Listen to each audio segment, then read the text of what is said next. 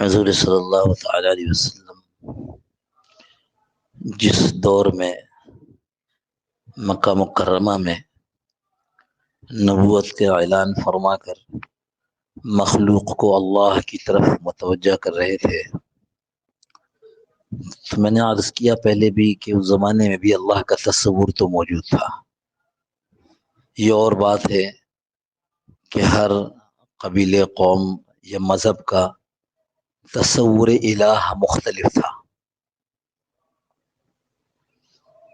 عیسائی اللہ کو ایک مانتے ایسے کہ وہ تین ساتھ مانتے، ایک اللہ کا بیٹا عیسیٰ اور ایک روح القدس۔ ایسے یہودیوں کے متعلق قرآن کہتا ہے کہ عزیر علیہ السلام کو اللہ کا بیٹا مانتے تھے۔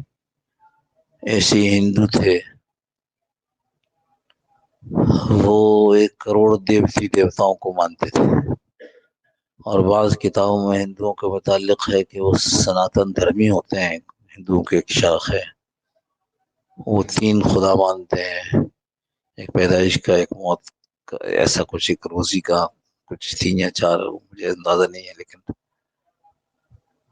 اسلام نے آ کر حضور صلی اللہ تعالی علیہ وسلم کی زبان سے یہ کہلوایا، یقولو، تم لوگ اس کا اقرار کرو، تم یہ کہو، کیا کہیں، کیا اقرار کرے، لا الہ الا اللہ۔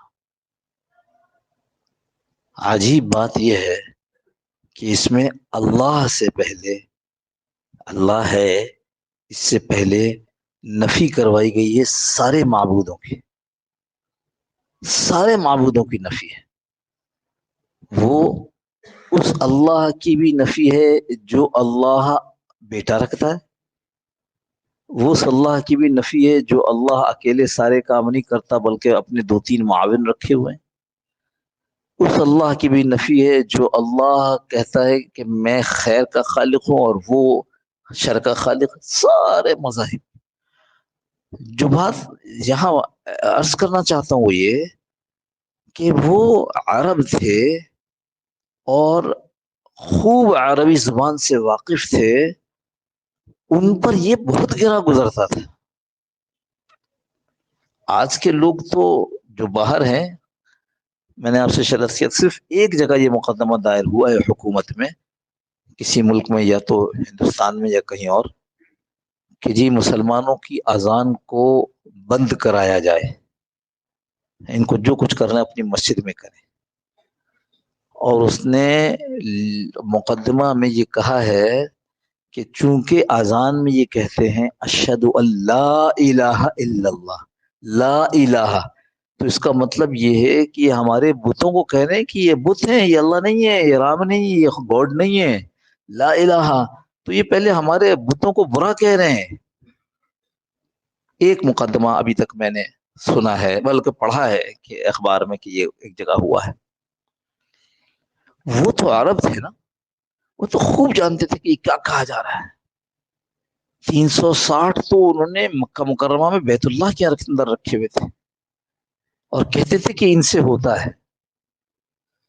پھر ہر جگہ جہاں جاتے، سفر کرتے ہوئے، اب کسی ویران جگہ پر رکنا ہے تو سب سے پہلے جا کر کے وہ جنات سے پناہ مانگتے تھے۔ وہ جنات بگاڑنے بنانے والا تھوڑی، لیکن جنات سے پناہ مانگتے تھے۔ ہم کیا کہتے ہیں؟ اللہ سے پناہ مانگ، اللہ کی پناہ میں آ جاؤ، تو جنات سے پناہ مانگتے، اور اس کے بعد پھر کوئی اچھا پتھر، کوئی اچھی چیز دیکھتے اور اس کو سامنے رکھ کر کے دھو دھلا کر اور پھر اس کی پوجا پاٹ میں لگ جاتے۔ حضور صلی اللہ تعالی وسلم نے بھی فرمایا لا الہ، بڑی چوٹ لگی ہے۔ یہ ابو طالب کے پاس آ کر جو انہوں نے کہا کہ محمد صلی اللہ علیہ وسلم اپنے بھتیجے کو منع کرو، ہاں اپنے بھتیجے کو منع، ہمارے بتوں کو برا بھلا کہتا ہے، ہمارے بتوں کو گالیاں دیتا ہے۔ کیا گالی، آپ صلی اللہ علیہ وسلم کیا گالی دیتے؟ یہ کہتے تھے کہ یہ کچھ نہیں ہے، یہ کچھ نہیں ہے، ان سے کیا ہوتا ہے، اللہ کرنے والا ہے۔ تو تو اس بنا پر یہ بات کہ پہلے یہ کہا گیا کہ کوئی کچھ نہیں ہے، اللہ سب کچھ ہے،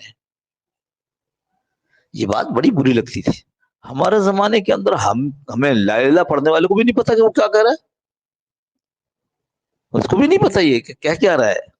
اس نے سنا ہے کہ لا الہ الا اللہ پڑھنے سے لوگ مسلمان ہوتے ہیں، ہمارے باپ دادا مسلمان تھے، انہوں نے ہمیں یہ کلمہ سکھایا.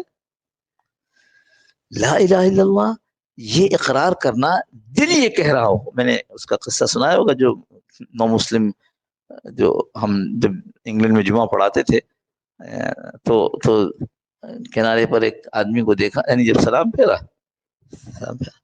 یہ کون بیٹھا ہوا ادھر، یعنی جیسے ادھر نماز پڑھا رہا نا، تو ادھر کرسی پہ آدمی پہلی صف کے آگے بیٹھا ہو. اچھا مسجد نہیں تھی وہاں، تو اس علاقے میں مسجد تھی نہیں، وہاں لیبر ہال تھا، اس کو جمعے کے دن کے لیے لے رکھا تھا مسلمانوں نے کہ جمعے کے دن ہم آپ کے لیبر ہال میں نماز پڑھا کریں گے جمعے کی، کیونکہ جمعے کی نماز ہی ہے نا بس، باقی تو نمازیں ہے ہی نہیں، اللہ معاف فرمائے. تو جمعے کی نماز پڑھا کریں گے. تو صبح جمعے سے کچھ پہلے چلے جاتے، سارے جو مقامی تھے وہ بھی جمع ہو جاتے.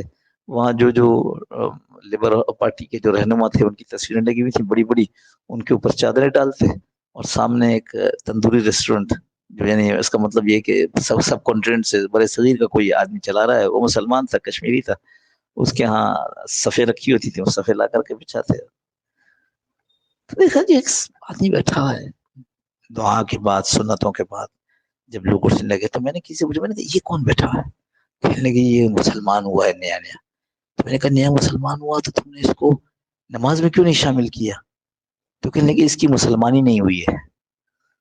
میں بہت ہنسا، میں نے کہا تم بھی بڑے بیوقوف، پوچھ تو لیتے کم از کم، یہ بیچارہ جمعے کا ثواب حاصل کر لیتا، پوچھتے نہیں، اپنے سے فیصلہ کر لیا. ایسے ہمارے یہاں نا سارے مفتی، ہر آدمی فتوی دینے والا، تو مسلمان ہو جاتا، مسلمان ہو جاتا، جمعہ پڑھتا. خیر میں پھر گیا اس کو کنسول کرنے کے لیے کہ تم کو لوگوں نے غلط مسئلہ بتایا، ہم نے یہ نہیں کہا، مگر ہم نے اس کو کنسول کرنے کی کوشش کی کہ بیچارہ بیٹھا ہوا تھا نمازی کو دیکھ رہا تھا.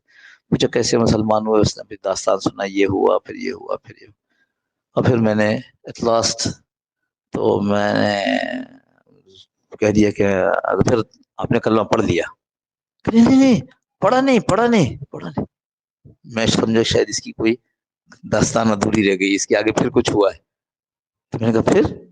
تو کہتے ہیں پھر اس کے بعد میں نے اپنے جذبات کو زبان دے دی. یہ لا الہ الا اللہ پڑھنا جو ہے نا، یہ پڑھنا نہیں پڑھنا، یہاں ایک جذبہ بنتا ہے، میرا رب، میرا الہ اللہ. کہتے ہیں میں نے اپنے جذبات جو بنے تھے نا، اس جذبات کو زبان دی. کیا زبان دی؟ لا الہ الا اللہ. تو حضور صلی اللہ تعالی وسلم کو یہ بات فرمائی، اور جو بات کہی ان لوگوں نے کہ یہ ہمارے بتوں کو برا کہتے ہیں، ابو طالب آپ ان کو منع کر دیں، اور اس کے بدلے میں یہ چاہیں تو کیا کریں، اس کے بدلے میں اگر یہ چاہیں تو ہم ان کو مکہ کی سرداری دے دیں، یعنی اپنا سردار مان لیں، حسین ترین عورت سے ان کا نکاح، جسے کہیں گے اس کا نکاح کرا لیں، اور اتنا مال دیں گے کہ یہ ہمارے درمیان سب سے زیادہ مالدار ہو جائیں گے. عجیب بات، یہی چیز آج تک ہے نا، یا حب مال ہے، یا حب جاہ ہے، سرداری جس کے لیے ساری جنگ چل رہی ہے، کنٹینر اور نیچے اور اوپر، اور عورت، شہوت. کتنی عجیب بات. ان میں کوئی کیا کہتے تھنک ٹینک بیٹھ کر سوچا نہیں ہوگا، لیکن حقیقت یہ ہے کہ انسان کوئی نہیں چیزوں سے آزمایا جا رہا ہے، شروع سے ازل سے ان چیزوں سے آزمایا جا رہا ہے. وہ جو سب سے پہلا تھا اس کو کیا کہا گیا؟ سب سے پہلا گناہ جو ہوا یعنی انسانوں کا قتل کا، کس بنیاد پر تھا؟ لڑکی، یہ خوبصورت ہے میں اسے شادی کروں گا. آدم علیہ السلام نے کہا نہیں، ہماری شریعت اس کی اجازت نہیں تھی.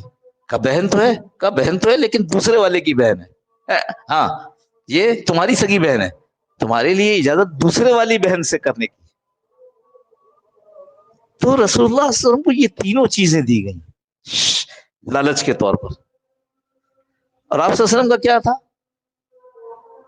بھائی غریب تھے، کوئی بہت زیادہ مال نہیں تھا ان لوگوں کے پاس، بکریاں چرانے والے تھے، سرداری تھی، وہ سرداری ایسی نہیں تھی کہ سارے قریش کے اوپر سرداری تھی، وہ سرداری اس وجہ سے تھی بیت اللہ کے متولی تھے ان کے دادا، ورنہ اگر اپنا مکمل سردار مانا ہوتا تو ان کے اوپر ہاتھ تھوڑی اٹھاتے، ان کی بات پر لبیک کہتے،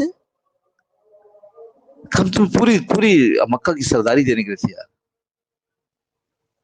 آپ صلی اللہ علیہ وسلم کا جواب کیا تھا؟ وہ بھی ہم لوگ دہراتے ہیں لیکن ہم کبھی کچھ چیزوں کو لیتے نہیں ہیں۔ اگر چچا جان، اگر یہ میرے دائیں ہاتھ میں سورج اور بائیں ہاتھ میں چاند رکھ دے، کیا مطلب اس کا؟ اگر یہ وہ کچھ کر دے جو ان کے بس میں نہیں ہے، تارے توڑ لاؤں گا، بس میں نہیں ہے، لیکن یقین دلاتے میں جو کچھ ہوگا کر سکوں گا۔ اگر یہ سورج کوئی لا سکتا ہے، اور چاند میرے بائیں ہاتھ میں، چاند کوئی لا سکتا ہے؟ اگر یہ میرے لیے وہ کچھ کر دیں جو انسانی دنیا میں ناممکن ہے، پھر بھی میں یہ نہیں چھوڑوں گا کہ میں اللہ کی طرف لوگوں کو بلانا رہنا۔ دیکھو، جو بات میں جمعے سے پہلے بھی عرض کر رہا تھا، جانور اپنی ضرورت کو پوری کرنے کے لیے اس وقت کے جو ڈیمانڈ ہے اس کو ترجیح دیتا ہے۔ جانور جو ڈیمانڈ ہے اس کو ترجیح دیتا ہے۔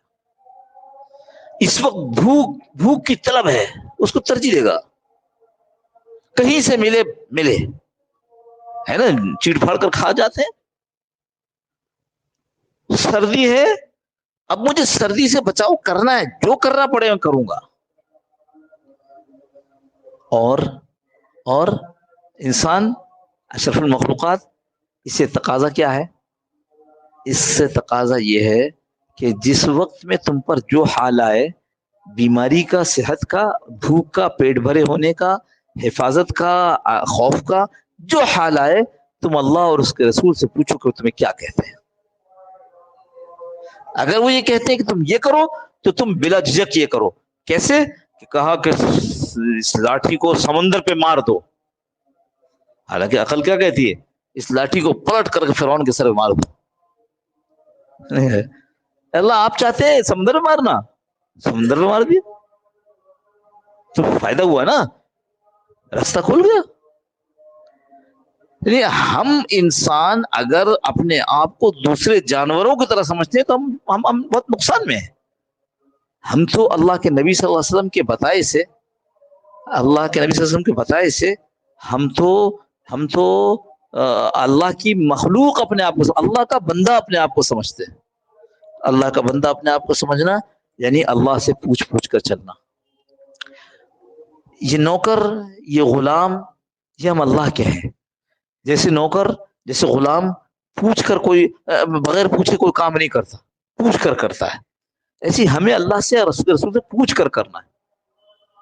کیا کرنا ہے؟ اللہ کہتے ہیں یہ کرنا ہے، یہ کریں گے۔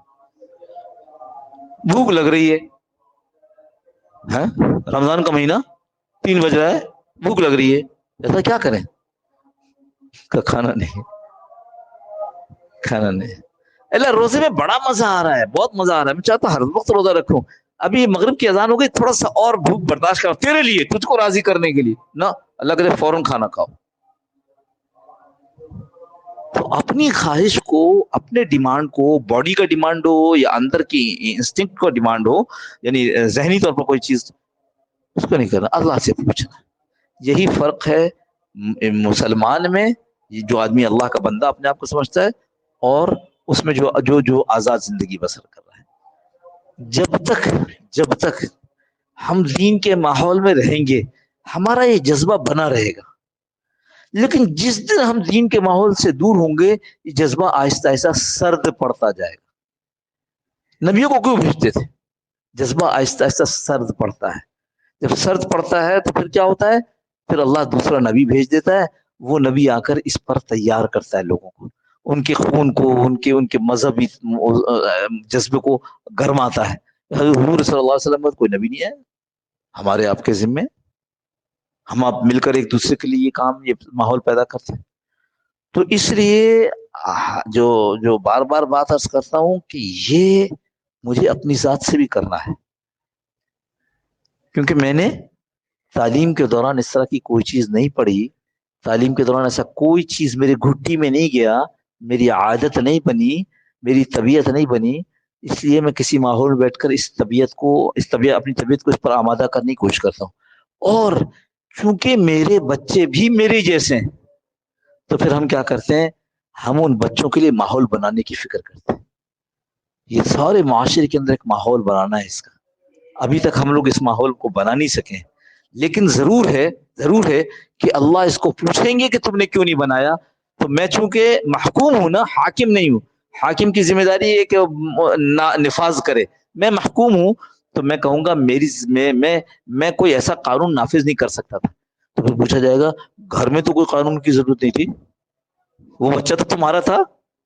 اللہ، وہ لاڈ پیار میں بگڑ گیا۔ کیوں بگڑ گیا؟ ہم نے تم کو حکم نہیں دیا تھا کہ تم اپنے بچے کی صحیح تربیت کرنا؟ تو ہم یہاں پر دونوں بات کرتے ہیں، اپنے لیے بھی اور اپنی آئندہ آنے والی نسل کے لیے۔ وہ نسل جب ہاتھ سے نکل جاتی ہے، پھر جاتے ہیں پیر فقیر کے پاس، پھر جاتے ہیں مولویوں کے پاس، کوئی وظیفہ بتا دیجیے، کوئی طریقہ بتا دیجیے، میرا بچہ بگڑ گیا۔ دو، جب اس کو سنبھالنے کا وقت تھا تو اس وقت آپ اپنے کمانے میں لگے ہوئے تھے۔ اب بات وہاں آگے جام تھے، اس کمائی نے ہمارا بیڑا غرق کر دیا۔ اس کمائی نے، یعنی جو ذہن بنا ہے ہمارا کہ کمانے سے ہوگا، اس نے ہمارے مذہب کو ایسے سامنے لا کر کھڑا کر دیا کہ مذہب بمقابلہ کمیونزم کمائی کا طریقہ، مذہب بمقابلہ کیپٹلزم۔ اچھا، اب یہ جو میں نے دونوں نام لیے، کیپٹلزم، یہ تو بڑے لوگوں کی بات ہے نا، جو بڑے پڑھنے والے انٹلیکچوئل لوگ ہیں۔ ہمارا معاملہ تو یہ کہ مذہب بمقابلہ کمائی، اس کو جو اللہ کے مقابلے میں لا کے کھڑا کر دیا ہے، یہ خطرناک ہے اس کمائی کو۔ اس لیے 2 جمعوں سے سوچ رہا ہوں کہ بات آگے بڑھ جائے، بڑھ نہیں پا رہی۔ اگلے جمعے کو انشاءاللہ اگر چاہا، اگر میں یہاں ہوا ورنہ سفر ہے، اگلے جمعے پھر ایونٹ کا اجتماع ہے، تو کوشش کریں گے کہ آئندہ جب بات کریں تو یہ بتائیں کہ اللہ نے قرآن کریم میں کیسے یہاں کا لیعبدون، تمہیں پیدا کیا اس کام کے لیے، اور اس کو فوراً بازی کا کھانا وہ تو ہم تم کو دیں گے۔ کیا مطلب ہوا؟ اللہ ہے، اللہ کو معلوم تھا کہ یہ مذہب کے میرے مقابلے پہ کھانے کو لاگے کھڑا کرے گا۔ انشاءاللہ اس پر تفصیل کریں گے۔ اللہ پاک ہم سب کو عمل کی توفیق نصیب فرمائے۔ اس کے لیے عافیت کے ساتھ آدمی ماحولوں کے ساتھ جڑے۔ اللہم صلی علی سیدنا مولانا محمد النبی الامی وعلی آلہ وسلم تسلیما کثیرا۔ ربنا ظلمنا انفسنا وان لم تغفر لنا انك انت الوهاب ربنا اتنا حسنة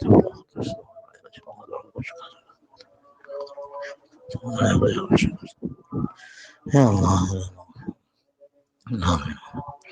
يا الله